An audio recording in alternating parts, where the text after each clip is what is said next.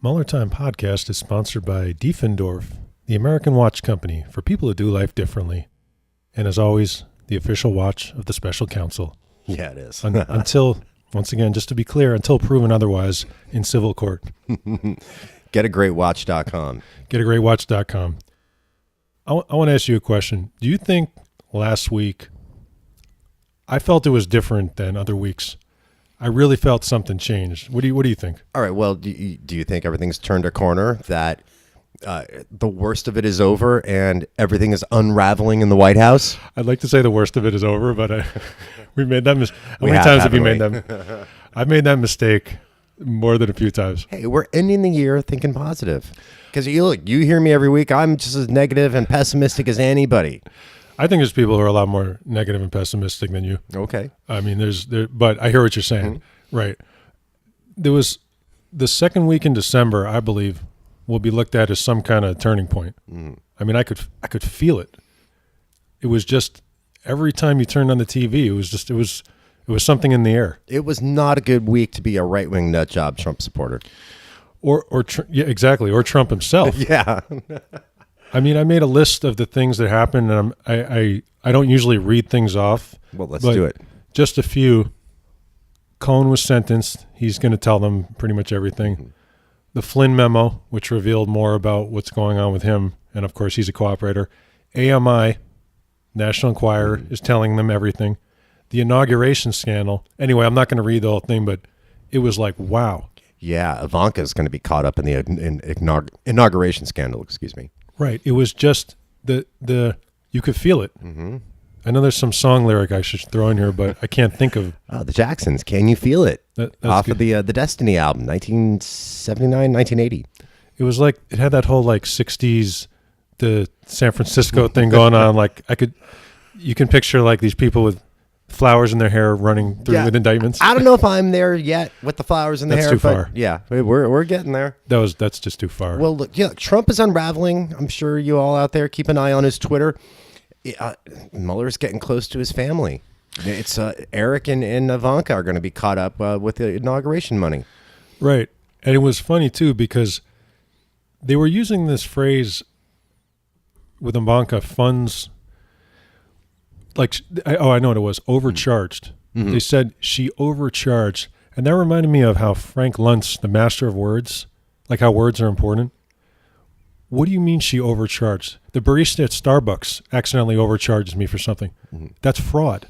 Yeah. Well, yeah, but when that happens at Starbucks, you go say, hey, you guys charged me $10 for a piece or a cup of coffee that only costs $8. Yeah, I'm exaggerating about their prices. No, but you're right. It implies some kind of accident almost. Like, mm-hmm. What do you mean? They're a crime family. Mm-hmm. And that's literally been their scam since the beginning. That big story the New York Times dropped on Fred Trump that was like one day. Yeah. That explained how he would form shell companies, and then he would then essentially overcharge himself for these products, and he would then take the difference and give it to his kids. Mm-hmm. So I guess the government couldn't find it. Ivanka is literally doing the same thing. Yeah. Now, is she doing the same thing for her small children? Well, they're going to find out everything. Oh, yeah. Forget about his tax returns. What about Eric Trump's tax return or Ivanka's? Yeah. Oh, yeah. And then one of the best parts of last week was when I turned on the TV and they were like, New York State has a new attorney general, and the picture comes on the screen, and it's Letitia James, a black woman. And then I thought about Trump, and I just almost fell off because that's his kryptonite. Yeah. And she's on TV, and she's like, "Oh, we're gonna look into all this." And I was like, "Oh my God!" Hey, the year is ending pretty well if you're a Trump hater like us. Yeah. And if you are a Trump hater, mm-hmm. what you want to do is go to the Dan Bongiono podcast or the Sean Hannity show or some of Chris's favorites. You're going to want to check those shows out. Who are my favorites? Well, I can't promote them, but various right-wing people. I have things to say about them tonight. I think next year, and you'll have more of an opinion maybe than I do, they're in for a hurting. Yeah. I mean a serious psychological hurting. And I actually say this honestly. I don't want anyone, I don't care who it is, even if I don't share their beliefs, I don't want them to be in a kind of their brain to be in a super bad place, but they're the ones, you earned it. Yeah, exactly. You earned it. And you're about to get a taste of your own medicine. Mm-hmm. Yeah, Trump can't even find a chief of staff now. How crazy is that? One of the most coveted jobs in Washington, D.C., and nobody wants it. What kind of maniac? I would like to know a psychological study of Mick Mulvaney to know what kind of person takes that job. Mm-hmm. The word on the street is that he literally was just in the White House by accident, and it was sprung on him. And I absolutely believe that. Yeah. Now, wasn't he one of the Never Trumpers before the election? He said one thing, but pretty much they all said something. Oh yeah. Yeah. They found some video of him saying like, I'm going to vote for Trump, but he sucks. But that's true of pretty much almost everybody. Okay. I don't know if that qualifies him as a Never Trumper. You might be right. I might be exaggerating a little bit, but hey. No, he definitely said something critical. Yeah. Well, look, if you were one of those Never Trumpers, all of a sudden you realized I'm in the party of Trump now. What else can you do? You have to become a supporter if you were on the right. He literally is taking this job. That's crazy. I mean, he could be indicted. Mm-hmm. It's very easy to get caught up in this Trump web, and Trump is going to expect him to protect him. They said he was like the 10th choice. The first one, who was the first one again? I can't even remember. Oh, I don't remember. All right, there was like one guy, then they said Kushner was in the mix. Then Christie refused, which is fairly obvious. And, the first guy was Nick Ayers. That's right. We were talking about him last week. And I absolutely believe it that Mick Mulvaney was just there in the wrong place at the wrong time, like a crime. He's going to have to give it to Jarvanka. Who else is going to take the job? Who else is going to do what Trump will need the chief or will ask the chief of staff to do? The only person that'll be able to do that now is a family member. You could be right. Yeah. I think Mulvaney will hang on for a while, though. Yeah. I think the acting thing is just his way out. Mm-hmm. But what does acting mean? This administration is only going to last probably a couple months. So, whatever, okay. What's the over-under month that Trump actually resigns in 2019? No, I still stand by my prediction, which is Christmas, which is 2 weeks from now. Oh, yeah. We're getting close. I stand by that. Did Trump take off to Mar-a-Lago yet? My understanding... The Southern White House. I don't... I can't... Don't call it that. Ever. I'll literally... that thing just bugs me in a way that I can't even explain. Yeah. Yeah, no, I was out of town for most of today, so I didn't get to watch a lot of the news, like I was telling you. But I did see one thing. The only thing I saw today for today's news was that he had no public events. Mm-hmm. So I knew it was going to be bad. And I woke up to, of course, all the tweets. Oh, one of those tweets was just awesome. I have that ready to go here on my phone. Please do. Well, if you'd like. Of course I would like. Now, I really like how Rachel Maddow has a theory on her show. Watch what he says, or watch what he does, not what he says. And so Rachel Maddow always avoids reading tweets unless absolutely necessary. Well, I'm not going to follow that. So Trump woke up today, and one of his first tweets, he writes, a real scandal is one-sided coverage hour by hour of networks like NBC and Democratic spin machines like Saturday Night Live. It is all nothing less than unfair news coverage and Dem commercials. Should be tested in courts. Can't be legal. Only defame and belittle. Collusion? Okay, he is calling for Saturday Night Live to go to court. He wants to test the First Amendment against Saturday Night Live? Seriously? As a comedy writer, I've thought that Saturday Night Live should be in what we call comedy court for certain reasons, but actual court? No. Say what you will about SNL. It is a comedy institution. Correct. It is satire, which is protected by the First Amendment. And here we go. Hitler Trump wants to get rid of it, or wants to punish them for being mean to him on television. It's also just the way he says things, the tone, the syntax. It's the product of a very disturbed and strange mind. Normal people don't structure sentences like that, and he's the one writing them.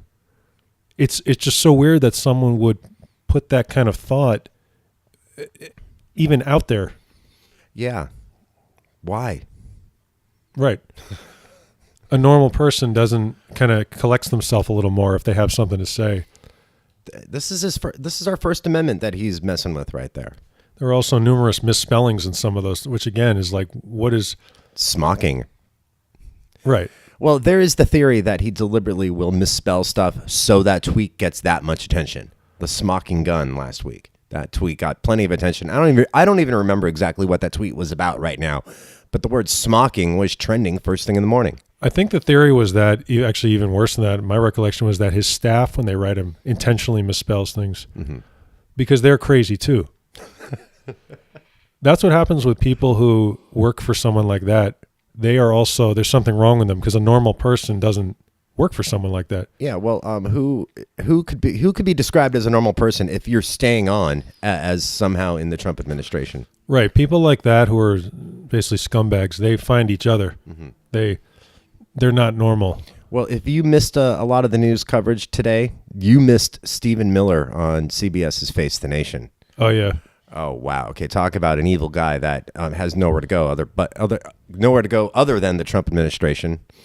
Now, he's on there talking about the immigrant crisis, and he's blaming the immigrants. He's blaming the family of the 7-year-old that died while in custody. But it was hard to listen to a word he said because of the top of his head. Right. What happened there? There was something. He's got that spray and shake hair. That's a real thing, huh? Yeah. They advertised it on like MSNBC and CNN. You couldn't pay attention to his words because of this weird thing on the top of his head. This weird thick black. It wasn't that thick, but it's thicker than the rest of his head. It's like, dude, you're going bald. Just accept it. Why would someone who probably has like a fair amount of money and he could hire the best professionals in the world to whatever. I don't know anything about hair, but I mean, I'm saying, yeah. What's up with that? Yeah, he's from a wealthy West Side LA family. He's got money to get. Well, even expensive hair transplants look lame, but this was the shake and bake hair. It was terrible. It's the same thing with Trump. It's like they have all this money and they just look all like jacked up. Yeah. Yeah, I have trouble watching him, Mr. Stephen Miller. I don't watch that Face the Nation every week, but it was all over Twitter. It was all over like Mediaite and all my favorite news websites. So yeah, I had to go watch that. Yeah, he literally, Face the Nation, that title really paid off there. Like literally you were...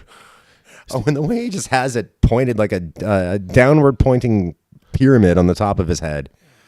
I mean, that guy is just pure evil. He's the one who went to pick up sushi one night, and as he was leaving, like the guy who gave him the food made some sort of like a hint of a comment, and Stephen Miller was smart enough to toss his $80 worth of sushi in the trash.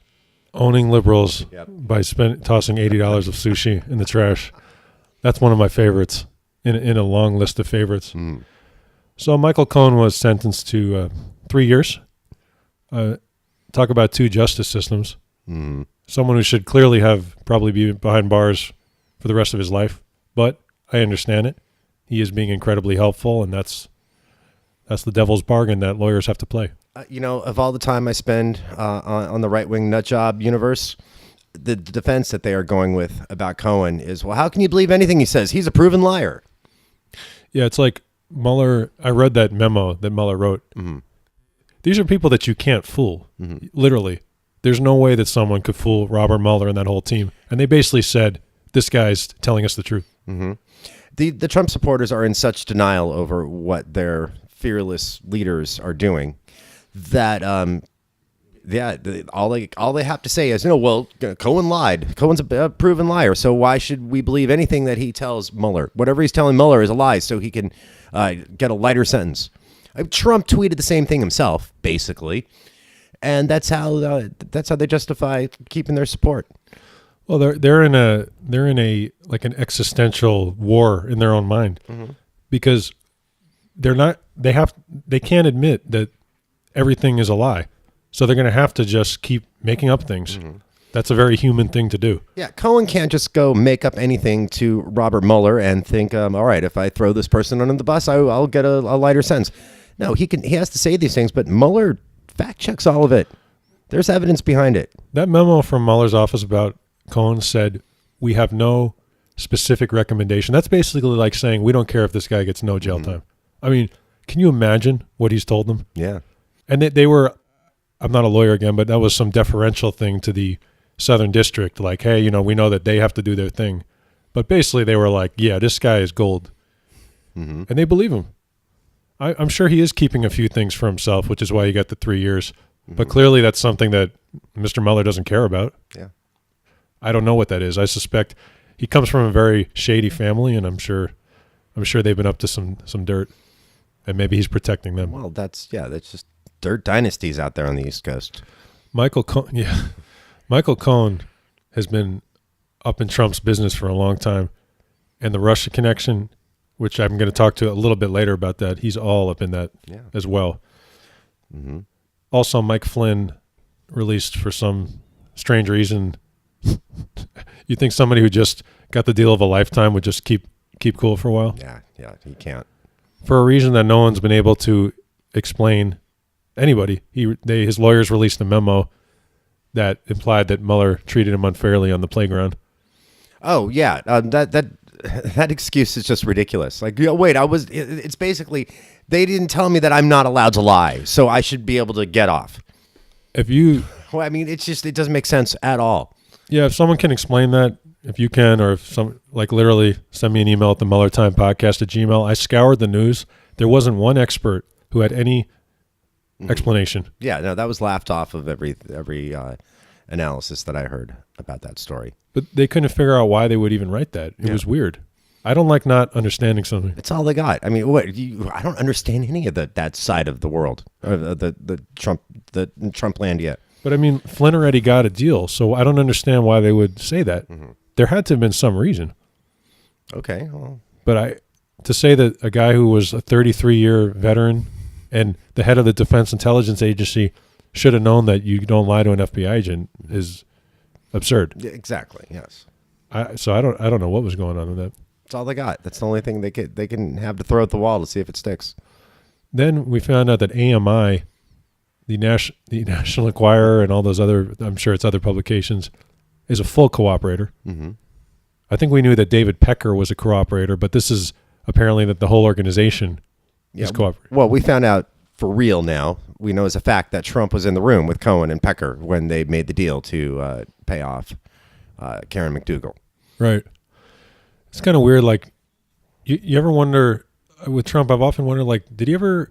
I know he's not capable of this, but did he ever realize that you could have like an actual relationship with a woman and then not be in these types of scenarios? Well, he's never seen that in real life, so how would he know? Like, there's plenty of like rich men who I'm sure might have certain kinds of arrangements that go in that world, but don't end up in those situations. Like, it's just the chaos that surrounds him. It's totally self-inflicted. Mm-hmm. And I love how they keep trying to say Trump's side of things. Well, it was that was a personal financial arrangement. It had nothing to do with the campaign. One thing that I can't figure out, since it's clear the whole presidency was a hustle from the beginning, just to make money, and well, there were a lot of things going on. So, and his low information, brain dead followers don't care. Why did he care so much about paying them off? That's what I don't get. Mm-hmm. Like, they didn't care about anything else that he did. Well, it's because it was absolutely 100% about the campaign. If he was really worried about keeping these women silent, he would have paid them off long before the 2016 campaign.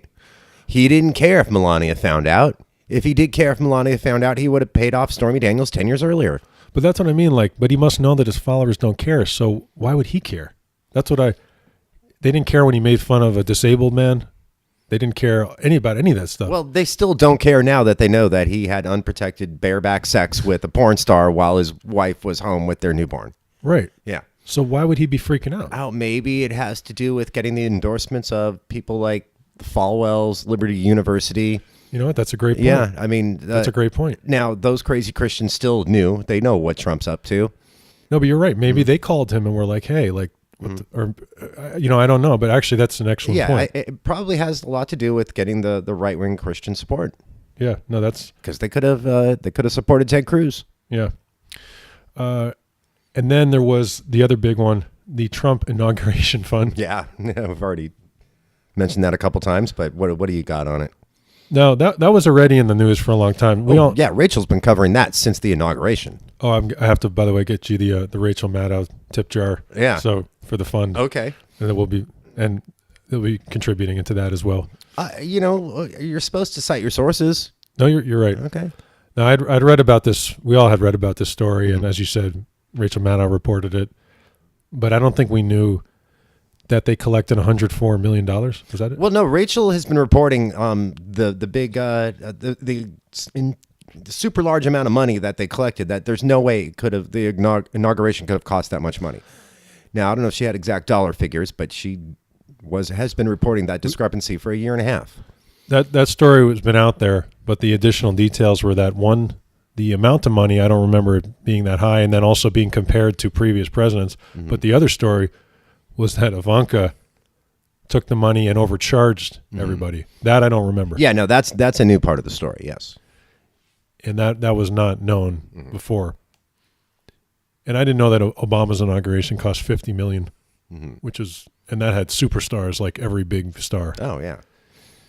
So that actually sounds like a fairly big story. Yeah, and Trump's inauguration raised far more money than what it cost the Obama inauguration in 2009. Right. Yeah. So it looks like the inauguration was really their first scam after. Well, one of the theories floated was that was their slush fund for legal defense. I think they were doing what they always do, but that absolutely could be. Mm-hmm. Where's the money? Yeah, that's what the scandal is now. Like in Big Lebowski, where's the money, Lebowski? Where's the money? Literally, where's that money? Mm-hmm. Ask Ivanka. Yeah. Mm-hmm. Yeah. So I went back last week and I read the Steele dossier. Oh, okay. Again. All right. Yeah, I haven't read it since 2016. I highly recommend for everybody who follows this stuff, go back and read it now. And take some time really and to read the whole thing. I think even the first time, I don't know if I read the whole thing. I think I read the bullet points and the important stuff is in the beginning. Mm-hmm. Read all 35 pages. So I'm reading it. I get to near the end, and there's a part that literally made a chill run down my back. It has been reported on, but barely. Mm-hmm. And keep in mind, now that we know that the Steele dossier essentially is probably about 100% true, little deep, right? Yeah. Because you're reading it now and you're like, they're dropping things on Manafort, and you're like, oh, that. And there's a part about Trump trying to do a major business deal, and now we know about Tower Moscow. Mm-hmm. And there's stuff about Carter Page. Anyway, you get to the end and it says, 2 sources tell Christopher Steele that Trump has had a regular intelligence exchange with the Kremlin for at least 8 years. Oh, wow. He gets a daily briefing from the Kremlin.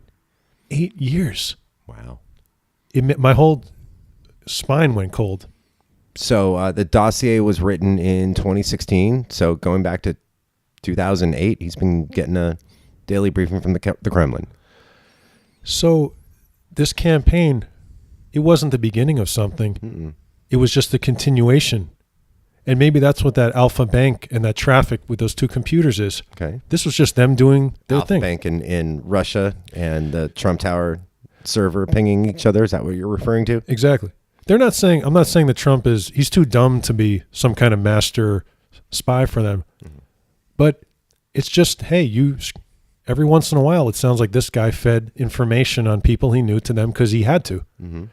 And it makes total sense because that's how they do things. I'm hesitant to call him rich, but let's say before this whole campaign, let's say it's 2007.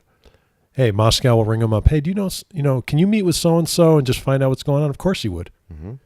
That's how they do things. That's how the spy world literally works. Yeah. And it was scary to read that. Trump is their greatest asset. Maybe it goes back farther than 8 years. He's our greatest liability. I mean, the movie thing, it's not a joke. This is true. Mm-hmm. If Christopher Steele was right about all that other stuff, then I'm sure he's right about that. Yeah. And there was another thing in there I forgot. It said that Trump was directly and Michael Cohen were paying the hackers. Which hackers are the ones that got Podesta's emails? Yes. Or hackers related to that. It said they were hiding the money, but they're paying for it. Now when that comes out, talk about a smoking gun. That is the smoking gun right there. You're absolutely right. I forgot about that. Yeah, so that's all in the BuzzFeed Steele dossier. Correct. Yeah. Yeah. So Remember when it was called the BuzzFeed dossier? That was the term for it at first. Yeah, that was a very big deal. Yeah, BuzzFeed had the balls to run that dossier first. A lot of journalists were arguing about that. Mm-hmm. In retrospect, of course it was the right move. Mm-hmm. I understand what they were saying. But on the other side of this, we had, how did the headline go? The investigating Trump, FBI sees no clear link to Russia. You know, maybe it's okay to sometimes take a risk and when something like this is going on, as opposed to doing that thing. Yeah, well, that's quite downplaying the whole situation. No clear link.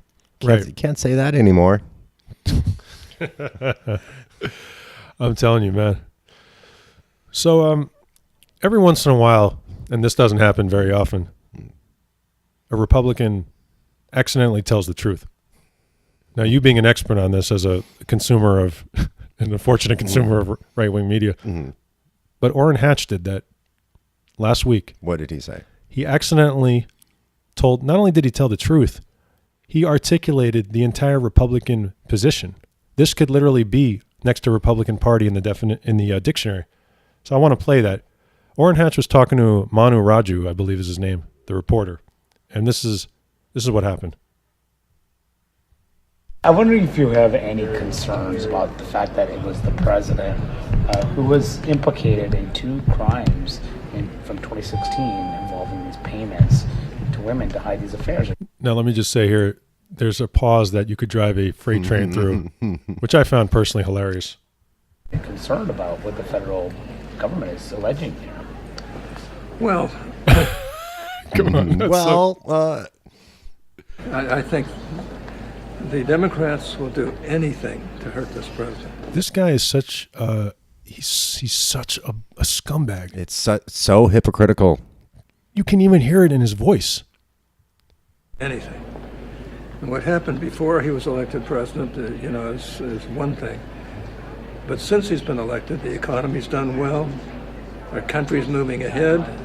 We're in All of this is obviously a lie, of course. better shape than we were before he became president.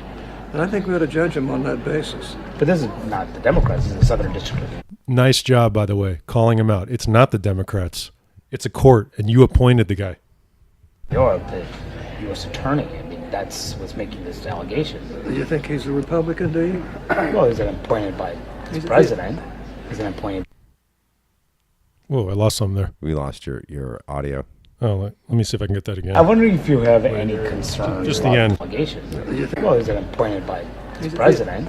He's appointed by the president. Okay, but I don't care. There I'm it wondering is. if you have any concerns. Jeez. All right, I'm not the technical wizard. But I don't care. I don't care. That was the greatest thing I've ever heard. Orrin Hatch sure cared when it came time to impeach Bill Clinton. I just fired myself as technical director of the show, by the way. I don't care. He actually said it. Yeah, You're that right, is and you're that right. is so frightening. That should literally be, there should be an American flag and the words "I don't care." That should be the Republican Party symbol. Orrin Hatch was in office when Clinton was impeached. Exactly. And they've been playing those clips, right? Yeah. All these guys. But it was so amazing because it's not just that. It's the 7-year-old girl that they killed it's everything. It's Obamacare. I don't care. Yeah. They don't care because it's their party. I don't care. The Orrin Hatch story. Yeah. By Orrin Hatch. I don't care that Russia took our White House. We're doing well. That's basically what he just said right there. I don't care that Russia took over. I don't care. The Trump story. Amazing.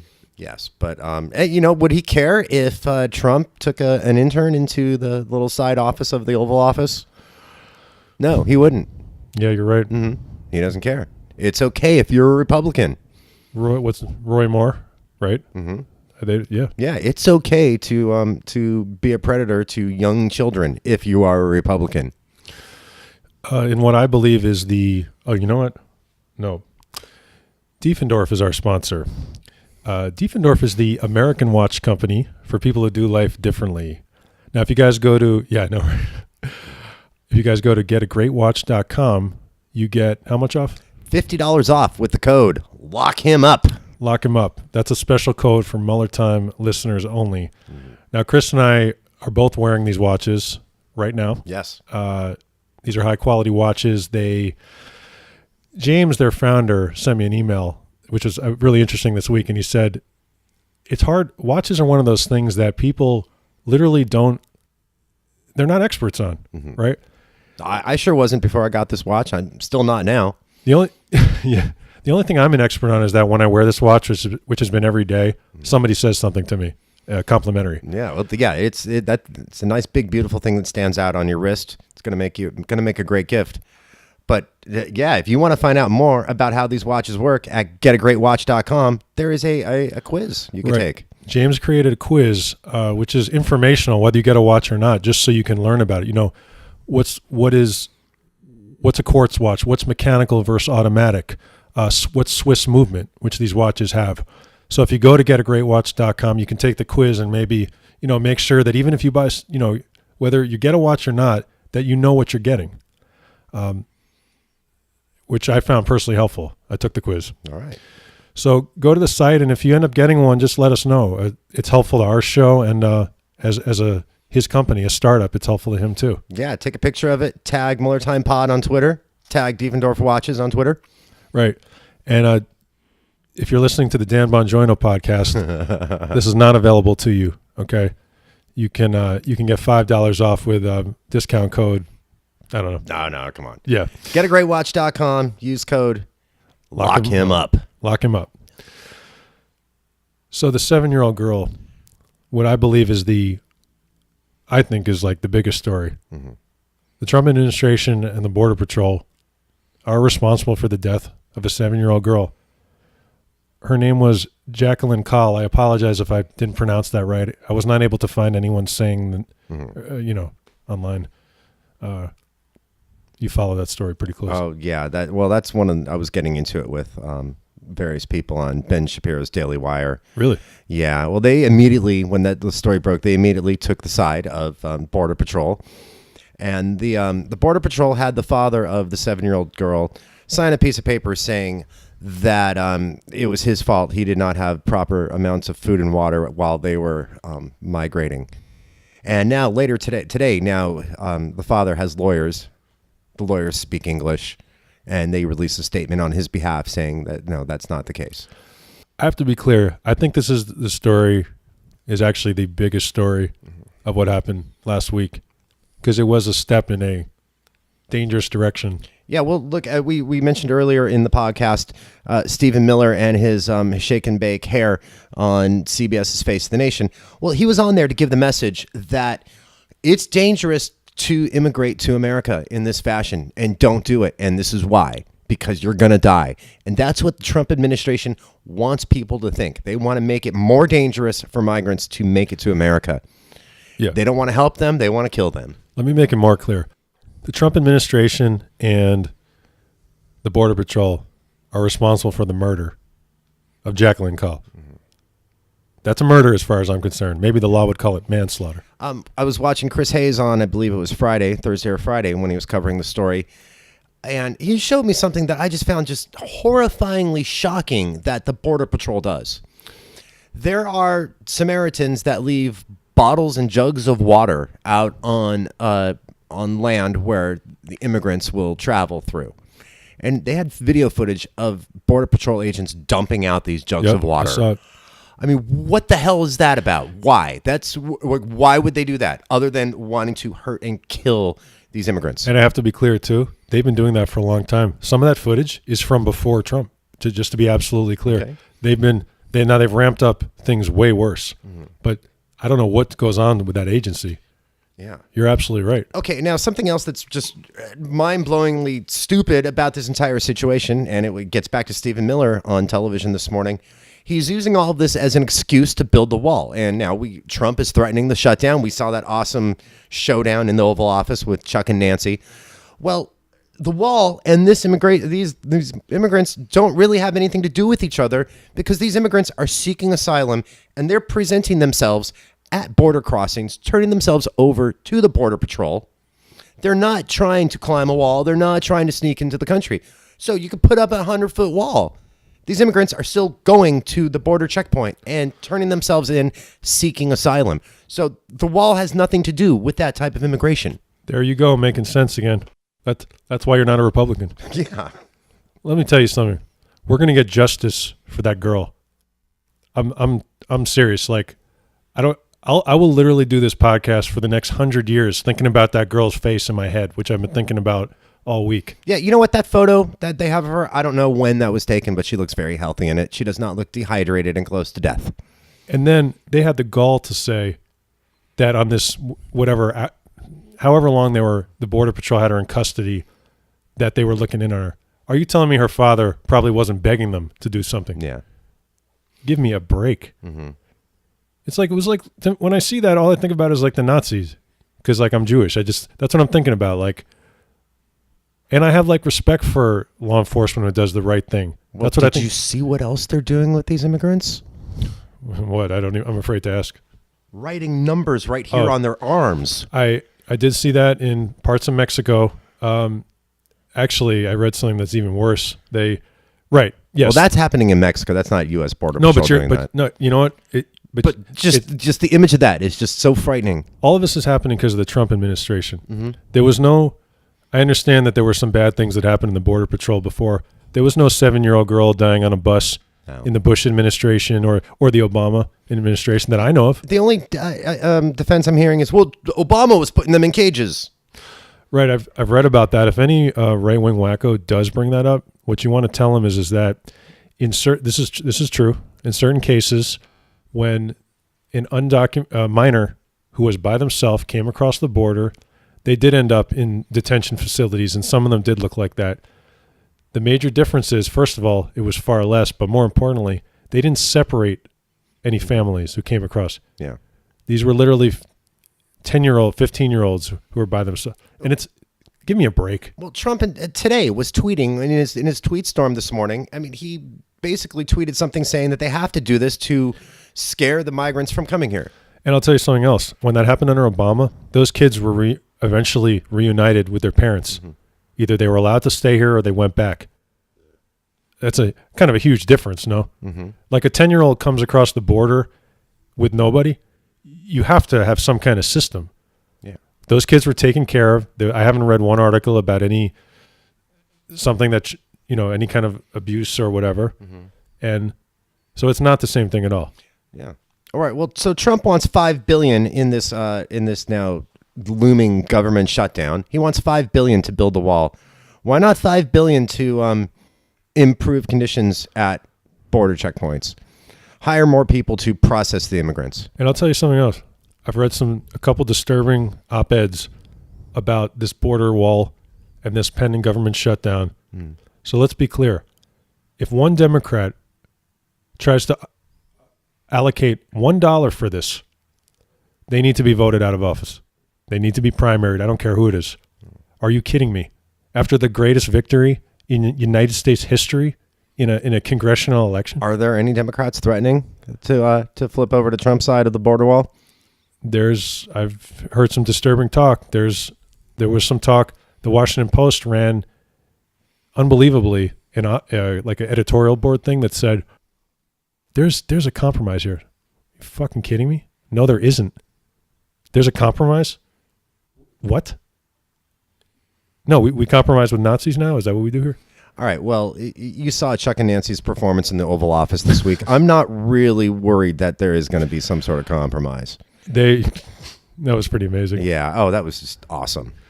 Right. So, by the way, for anyone who didn't quite know didn't catch up on that, Trump had a meeting scheduled with Pelosi and Schumer.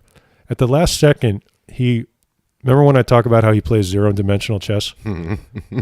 So he tried to do that. He brought in the cameras. That was so beautiful. Actually, let me backtrack from that a sec, because there's something actually that literally has been on my mind. Okay. That happened during that meeting. Why doesn't Donald Trump know how to sit in a chair? Seriously. Totally, yeah. Do you have any idea? No. He never learned anything. He knows nothing. He does not know anything about social skills. I'm trying to watch that thing, and I'm looking at him. Remember, first of all, Donald Trump, I'm 6'1". Donald Trump has said he's 6'1", but we know that's a lie because I've seen him on TV walking next to his younger son, and his son is taller than him. Yeah, he has to say he's shorter than he is. So he is legally, well, not legally, but medically not declared obese. Yeah. So he's probably maybe 5'11", 5'10", something like that. I'm not sure. Okay. The reason I brought up my own height is that I was looking at him sitting in a chair, and I'm taller than him, and I've never sat in a chair like that. Mm-hmm. So I literally was, in my head, was trying to do the math about where his legs are. And I still can't figure it out. It was like a Rubik's Cube. Like my head was doing all these measurements, and I'm like, I don't understand. Why are you sitting like that? Mm-hmm. And then, so to come back to the meeting, Chuck and Nancy just rolled him. Yeah, they steamrolled right over him. Oh, the best was Nancy Pelosi was the first to call it the Trump shutdown, and he, like a petulant child, said, "Oh, I was going to call it the Schumer shutdown." I think they were. I can be fairly critical at times of especially Schumer, but they were in a very tough spot. They didn't. The cameras, like, that was a surprise to them, and they really got into it with him. Yeah, I was surprised that Schumer did. Well, there's a reason Chuck Schumer and Nancy Pelosi have been in office and been the leaders of the Republicans, or excuse me, the leaders of the Democrats for as long as they have. They know how to play politics. They know how to play to the cameras. And when Trump tried to call their bluff on it, invited the cameras into the Oval Office, they just completely schooled him. And, Mike Pence had it right the whole time by acting like he was dead and not moving a muscle. Yeah. Yeah, Mike Pence was smart not to say a single word during that entire the piece of political theater. If I were Mike Pence, I'd be very interested or concerned in an exit strategy. Once the Mueller team reaches him, and I'm sure they probably already have. Yeah. Because you bet he's mixed up in this too. He is. And, once Mueller figures out how Pence is mixed up and Pence is out, who's next in line for the presidency? Oh, I believe that would be Nancy Pelosi. President Pelosi. Wow. Do you know? I mean, heads will just freaking explode. I can't wait for that. I absolutely think that's a strong possibility. It's a very strong possibility. I absolutely think that Mike Pence will not be able to fill the role because of his involvement, and then she absolutely is next in line.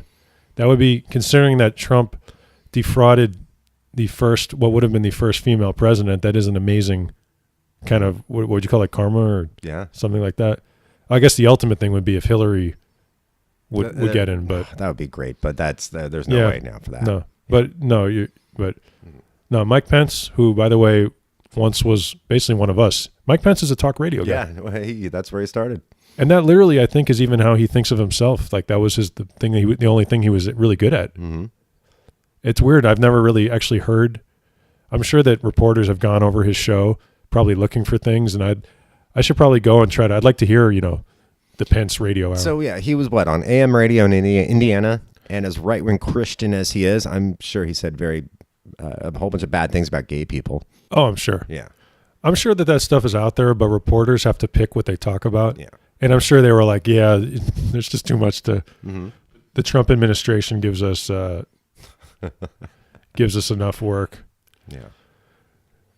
So speaking of, so I mentioned before, I think that Letitia James is the new Attorney General of New York, and she's going to open up investigations into. She had a press conference to announce that. That's pretty amazing. Into everything. And I know that they call all these people, they're all professionals, but you can't tell me that there's not a personal element to knowing how Trump feels about especially black women. Yeah, a powerful black woman gets to investigate Trump. There's just no way that. Can you imagine being in her position? Man, if I would wake up every day. With just. We haven't been this happy on the podcast with what the future now holds for Trumplandia. Well, I mean, we're closing out 2018 pretty good so far. Oh, I've always been happy in this show. Well, no, I'm definitely happy with the show, but I'm way more pessimistic about all of this than you are, and I'm feeling good about where things are headed now. Well, no, I mean, what I mean is like, I've always been kind of like, I'm like Simple Jack from like Tropic Thunder. Like I always kind of have even if it doesn't make any sense, but I am on like the sunny side because of my low intelligence. But no, don't say you're low intelligence. My high intelligence, excuse me. my high intelligence.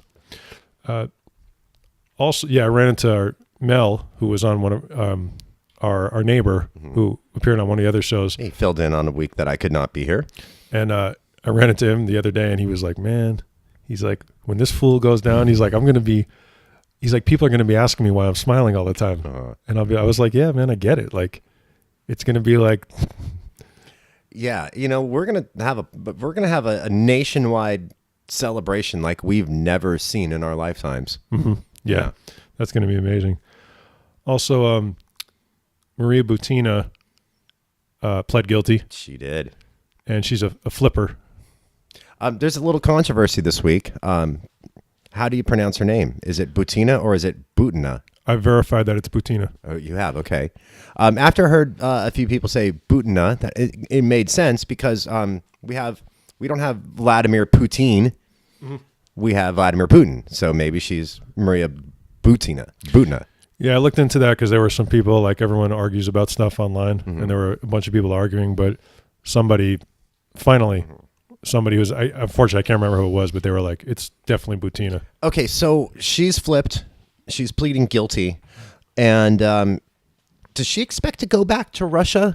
I don't understand. If she's expecting to actually be extradited to Russia, why would she cooperate? Because if she gets extradited, she's not long for this earth. I love flippers, by the way.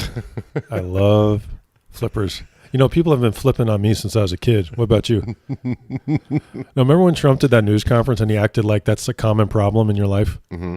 Like, he's like, the way he said it was like that's just a thing that happens in the average person's life. No, that does not happen to the average person's life, Mr. Trump. People have been flipping on me since I can recall the first time I was flipped on. That's like that's the cable news cliche. You're saying the loud part. You're saying the quiet part loud. I was 10 years old and I was running a lemonade stand. I'm just going here now. I'm committed. Yeah. Well, so Maria Butina, if she's going to get extradited back to Russia eventually, she's not going to live. No, she can't. I have a feeling that she's got it. She's not going to give them all the information that she needs to give if she doesn't get to stay in the United States. Yeah, if she's a legit flipper, she's got to stay here. Mm-hmm. Now, they were saying, of course, that if she didn't, you go back as a hero. If you clam up and just do your time, that's like you're a patriot. Mm-hmm. Plus, they want to keep you happy because like they know that you do know stuff. Mm-hmm. But especially, I think as Putin being a former spy, he would have probably a lot of respect if she just did her time. Mm-hmm. So they say, so basically they say she's going to be helping out in other trials. Mm-hmm. Very interesting. Mm-hmm. I also read something that they requested, I think Mueller requested additional FBI agents or marshals because she's moving between prisons. Mm-hmm. And the article said, we're requesting more than the standard one. And I was like, one? Have you people seen The Fugitive? Are you fucking crazy? Like, yeah, we watch movies. You need more than one for just normal flippers, not Russian flippers. What? Yeah. Like, I can't believe he would even have to ask for that. One of our favorite Twitter accounts to name drop occasionally here is Julia Davis, who covers Russian state television and will translate the important bits for you here on Twitter. She's great. Yeah, well, she had a clip of how on Russian state television is saying that Maria Butina is being tortured here in America, and that's why she's flipping. Yeah. Yeah, that's how they're spinning things. Torture. Mm-hmm. Yeah, there's a character on, for you guys who are fans of The Wire, named Sergei, who's, I think in the show, I think he's Russian, and he ends up in an American prison, and he's telling this guy, he's like, you think this is prison? He's like, this is nothing. Because he's been in prison in Russia. So yeah, Butina, the NRA. Maria Butina, in case you missed it, has been in photos with the former president of the NRA, every right-wing wacko. Mm-hmm. She took Sheriff Clark on a trip to Moscow. Chris, let's call him by his full name. David A. Clark Jr. He's not a sheriff anymore, is he? David A. Clark Jr. Mm-hmm. One of my favorite names because it has to take up as much space as possible. Because that's why I did it. That's why I did it. People, it's all about him. Does that extend to the extreme number of medals he puts all over his clothing? Eric Michael LeVay I was trying to do my own name there, but I'm not a junior. Yeah, you need a title in front of it though too. Yeah, David A. Clark Jr. also wrote a fake, like he's like a fake PhD. Oh no. Sorry, what were you saying about him? Oh well, no. Just that he went on a all expenses paid trip to Moscow, courtesy of Maria Butina. Right. They had a picture of Butina the other day. She's like wearing some like provocative outfit, holding 2 firearms in a completely ridiculous like a person who knows guns wouldn't even hold a gun like that. And someone pointed out, didn't they look at this and be like, something's wrong here? Mm-hmm. But of course they didn't. No, they just saw the hot redhead with a gun. Yes. Yeah. A bunch of old men who were just probably, basically she did her job. Yeah. No, she was good at her job until she got caught. She was really good at her job. I would like to know something else though. It's the job of our government, our intelligence agencies and the FBI to notice things like that. And I want to know why, or if this did, why we didn't hear about it. Didn't this raise any red flags? Like, it's not that it's illegal. You're allowed to go to other countries but that's something that should have raised a flag. Hey, a lot of these well-known people, why didn't the FBI ever meet with them like they met with Trump and say, listen, you could be like to the NRA leaders, you could be a target. Mm-hmm. Yeah, to her boyfriend Erickson in North Dakota. Is that where he's from? I think you're right. Yeah, right. Well, the big red flag for Maria Butina was her organization that she apparently represented in Russia, that she was representing here. She was saying she was part of a gun rights organization from Russia. Well, there are no gun rights in Russia. Right. There's never going to be. Putin doesn't want people to have guns. So that's a big red flag right there. Because there is no NRA of Russia. Right. So why is she here trying to connect her Russian NRA with the American NRA when there is none in Russia? Right, and I don't understand, or if they did, I don't know why I haven't heard about it. Like that would have been something that the FBI could have met with them and said, "Hey, like you are absolutely allowed to go have this meeting, but just so you understand, there's no gun culture here. Mm-hmm. There's something wrong with that. This is happening." Yeah. And maybe if that did happen, that will eventually come out. Mm-hmm. You can follow us on Twitter at Mueller Time Pod, Mueller Time on Facebook, Mueller Time Podcast on Instagram, your personal account. I'm Low Progressive on Twitter. I'm also Low Progressive on Discuss, and you're going to find me in the discussion forum sections of of Ben Shapiro's Daily Wire. Exactly. Yeah, another $1. Mueller Time Podcast at gmail.com if you have anything you want to reach out there. Also, if you guys could leave us a review wherever you listen. And that's always very helpful with the reviews. And on YouTube, we have a Mueller Time YouTube page. Yes. And just tell somebody about the show. That would be very cool. Mm-hmm. Do you have anything you'd like to add? Well, maybe we should just thank Diefendorf Watches one more time. Diefendorf, thank you so much. It's getagreatwatch.com. Use code LOCKEMUP. Get $50 off a great watch. $50 off. And hey guys, the holidays are coming up. I mean, they're right here. Yeah. They're not coming up. We're in the thick of the war on Christmas season. Right. You're going to want a nice watch for the impeachment. Because when I go to the impeachment, and I am going, and so are you, mm-hmm. You don't roll up to an impeachment and you got to look good. No, absolutely. Yes. I'm wearing a suit. I lost my train of thought. And you're wearing a Diefendorf watch. Otherwise, we will catch you guys next week.